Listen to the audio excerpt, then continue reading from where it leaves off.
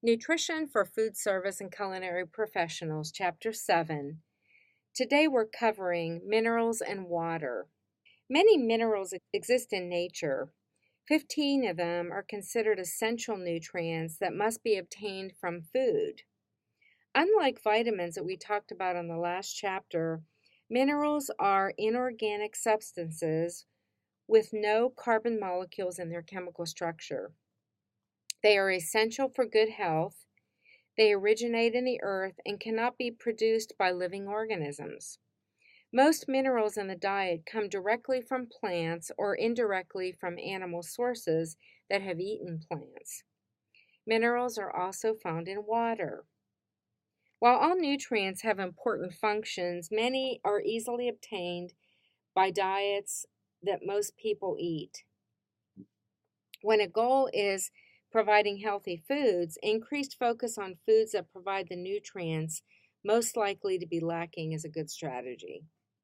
The vitamin and mineral chapters of our book provide the culinary professional an easy reference on the function and food sources of vitamins and minerals. So, this is not intended to be a comprehensive nutrition course that emphasizes the biochemistry, the physiology, and the medical nutrition therapy, because chefs and culinary professionals can rely on registered dietitian nutritionists for that information, and also specific milligrams and micrograms of particular vitamins and minerals. So you don't have to memorize that sort of thing. There's lists for that if you want to refer to it. It's most important for you to know the general functions and also the best food sources for major vitamins, minerals, phytochemicals, and all the other nutrients, protein, carbon, fat, for the purposes of meal planning. So keep in mind, always keep in mind, that while providing a wide variety of foods makes vitamins, minerals, and phytochemicals available, food storage and cooking techniques generally affect the final nutrient composition of any of the food that you're serving. So it's important to consider, a lot of things when we're talking about vitamins and now water and minerals. So today we're going to talk about the function of water in the body, including how much is needed, the pros and cons of choosing various types of beverages, and a little bit about caffeine. We're going to talk about specific minerals and which ones are lower in the diet. We'll identify some of the functions and the food sources and possible deficiency concerns of a few of them. And then the function and food sources of sodium, which can be a real problem in our society because of overconsumption. So we're going to talk first about water. First of all, when you think about water, humans can live for several weeks without food, but only a few days without water. Liquids such as juice and milk and coffee and tea and carbonated beverages help to meet the daily need for water, as do many other foods. Like, think about fruits and vegetables that have a lot of water. So when I say water, I'm really referring to fluid. So don't get so caught up in everybody having to consume so much water, because we're getting some of it from the food that we eat. But it is considered a nutrient. It's a very important nutrient. You can only live a few days without it. The cells in our body are full of water. And when you think of an average adult, as we saw in a diagram in an earlier chapter, an average adult weight is about 50 to 60% water. And that's why when people are on a weight loss diet, many times when they first start on their program, they lose a considerable amount of weight. And a lot of that is just water in the beginning. Weight is important to look at in terms of water. When an athlete is heavily perspiring, it's important to take a weight before and after an athletic event. And that way you know how much to supplement the body with water. Because of the proportion of muscle, men generally have more water than women because of that muscle mass. So what are some of the functions of water? Everything that your body does metabolically requires a lot of water. Digestion, absorption. Water is so extremely important to carry those nutrients, the vitamins and minerals, to your different cells. It also helps to carry out waste. So, water aids in digestion and elimination. Over 90% of our blood is water. Think about in the summer heat, especially in Texas, it's really important to keeping your core temperature regulated. It also helps to lubricate body parts and it cushions joints and internal organs. Water helps to keep tissues in your eyes, your lungs, and also your air passages moist. And it also surrounds and protects the fetus during pregnancy. So there's a lot of reasons that we need water in our diet, in our body. So just how much do we need? Actual water, the actual water needs depend on many factors, such as foods consumed, the environmental temperature, humidity, age, activity level, and your general state of health. Although there is no strong scientific evidence to support the actual quantities of water needed, the Dietary Reference Index recommends 9 to 11 cups a day for women and 13 to 15 cups for men, and that's every day. This estimate is based on national food surveys and doesn't include the additional water in solid foods. Keep in mind that the recommendation includes all beverages, soups, and all liquids. Water balance. It's important to have water balance. Thirst, which is the desire for water, is controlled by the hypothalamus portion of the brain. It serves as a regulator that keeps the body's water content within normal limits. Healthy people with well-functioning kidneys generally maintain fluid balance, meaning that they're taking in about as much fluid as that they excrete or get rid of each day. If too little water is consumed or secretion is excessive, dehydration results. During dehydration, cells contain less fluid and electrolytes become too concentrated. For many people, the first signs of dehydration is a headache. Severe dehydration causes aching muscles, disorientation, irregular heartbeat, and even death. Children, seniors, and people who are not well are more susceptible to dehydration than others. So, when you're looking at the need for water, don't use thirst as an indicator because you're probably starting the dehydration path if you wait till you're thirsty. So it's always important to get ahead of the game. With aging, thirst declines, and that's why it's so critical. Many times, the elderly get into a situation with heart failure or electrolyte reduction that causes heart issues as a result of dehydration.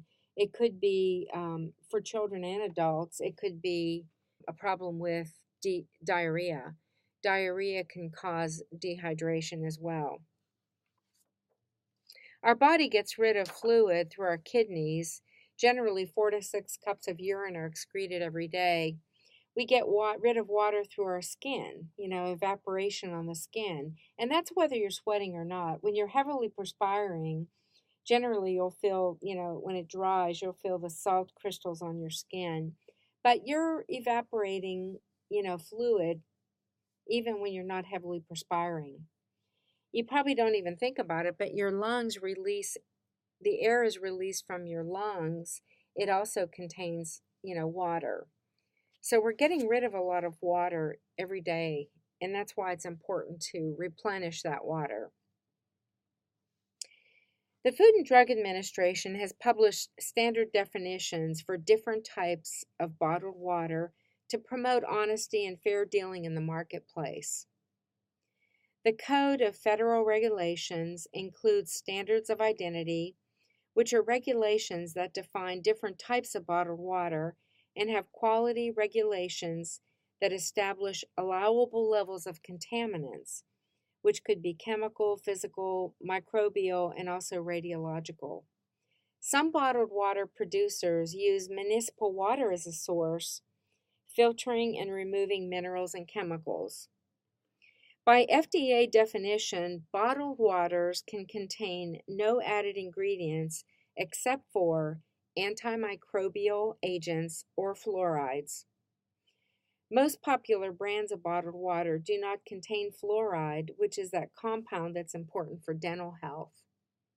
So there's a concern for people who are only drinking bottled water. They may not be getting adequate fluoride. It's important to choose bottled waters from companies that belong to the International Bottled Water Association. Their website is www.bottledwater.org. It's an industry group that requires members to meet health and safety standards that are actually higher than the federal government standards. The NSF certification is also desirable. Their website is nsf.org. It's a not-for-profit, non-governmental organization and is the world leader in standards development, product certification, education, and risk management for public health and safety. So I'm going to repeat those websites again so that you can look those up if you're interested. If you're really concerned about, the quality of the bottled water you buy.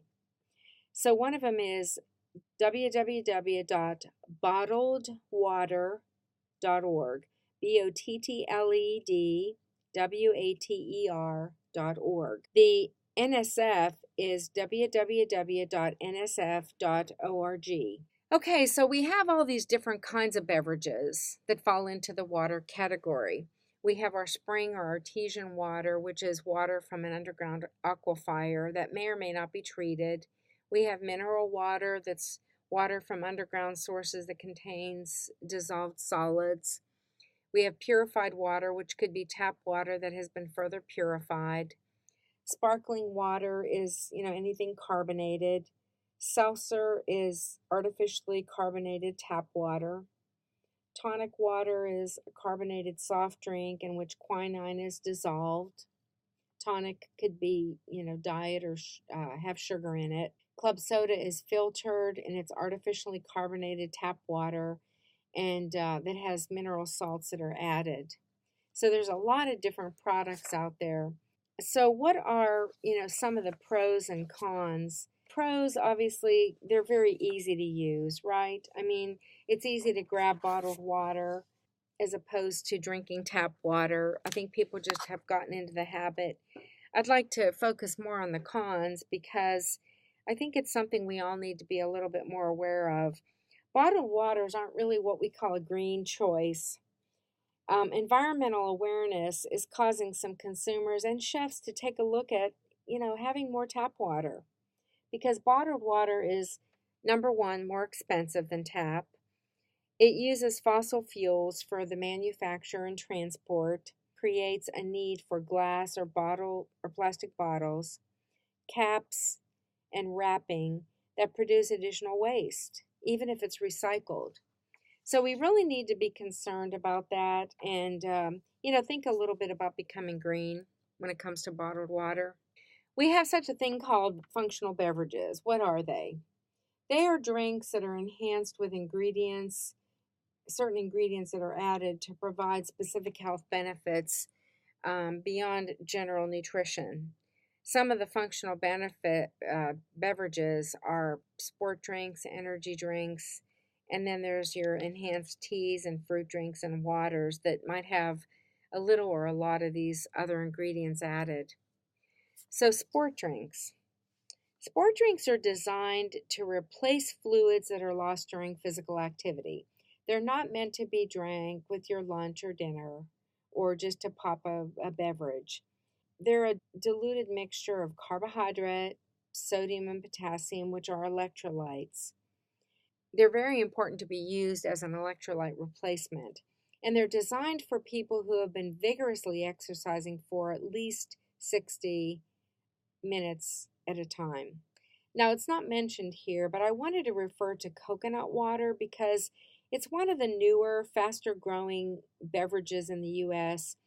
It's been added to fruit juices, yogurt, sport drinks, and also sold as coconut water. Research on the health benefits is limited, and recent claims really can't be substantiated.